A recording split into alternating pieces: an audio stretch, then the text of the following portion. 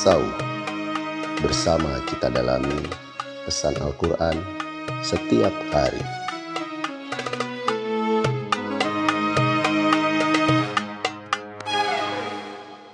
A'udzu billahi minasy syaithanir rajim. Hadhihi jahannamul lati yukadzibu bihal mujrimun. Hadhihi jahannamul lati yukadzibu bihal mujrimun.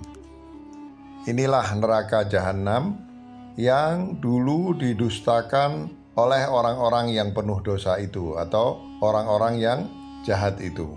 Jadi setelah mereka ditandai, diidentifikasi, kemudian mereka diseret dengan direnggut ubun-ubun dan kaki mereka tanpa daya, maka mereka ditunjuki dengan neraka jahanam yang ke dalamnya mereka akan dimasukkan. Ayat ini meskipun seolah-olah berbicara tentang masa mendatang ketika manusia sudah dibangkitkan dan dihisab oleh Allah SWT, dan orang-orang yang berdosa di antara mereka ditunjuki tentang neraka jahanam, sebetulnya tentu saja berfungsi sebagai peringatan bagi kita bahwa jika kita mengikuti hawa nafsu kita, hawa nafsu yang mendorong-dorong kita untuk berbuat buruk, an-nafs al-ammarah bisu, dan karena itu kita menjadi orang jahat yang selalu melakukan dosa-dosa, maka tidak ada daya kita untuk melawan keputusan Allah Subhanahu wa Ta'ala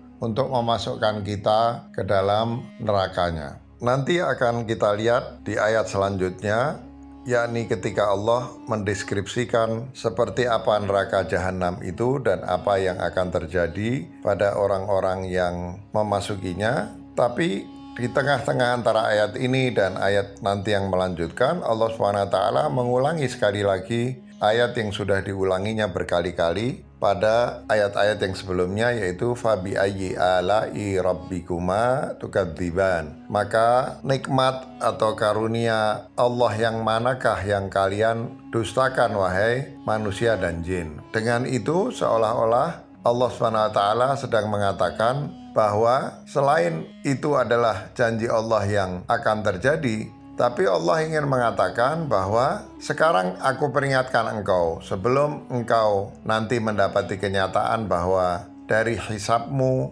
ternyata kejahatanmu banyak, dosa-dosanya banyak, sehingga kamu harus ditakdirkan masuk neraka. Maka aku peringatkan engkau supaya engkau memperbaiki dirimu, supaya engkau menahan nafsumu dari berbuat hal-hal yang jahat, yang penuh dosa, dan memperbanyak amal-amal baikmu, agar nantinya kelak kamu tidak sampai mendapati nasib yang begitu buruk, masuk ke neraka jahanam.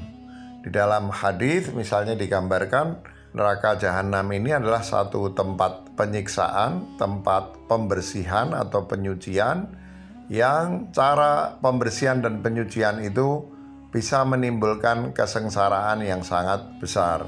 Tentu bukan tidak mungkin Allah Subhanahu wa Ta'ala nantinya memutuskan untuk meringankan siksaan manusia atau bahkan membebaskan manusia dari siksaan itu.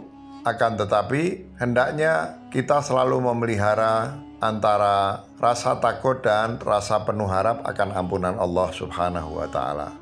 Hendaknya janganlah sifat kasih universal Allah Subhanahu wa Ta'ala yang juga akan bekerja di dalam kehidupan setelah kematian kita itu menjadikan kita lalai, menjadikan kita kehilangan rasa takut kepada Allah Subhanahu wa Ta'ala, sehingga akhirnya kita merasa tidak mengapa untuk terus berbuat kejahatan di dalam kehidupan kita di dunia ini. Betapa penuh kasihnya Allah yang telah berulang kali memperingatkan di dalam Al-Quran, di dalam hadis, kemudian menjanjikan ampunannya. Dan belum cukup dengan itu semua, Allah sudah memperingatkan kita, bahkan sejak kita masih hidup di dunia, sejak kita masih memiliki waktu untuk berbuat amal-amal baik, agar apapun nanti yang terjadi di hari akhir, kita bisa menjadi orang-orang yang terhindar dari siksa api neraka sebagaimana yang ditunjukkan oleh ayat ini.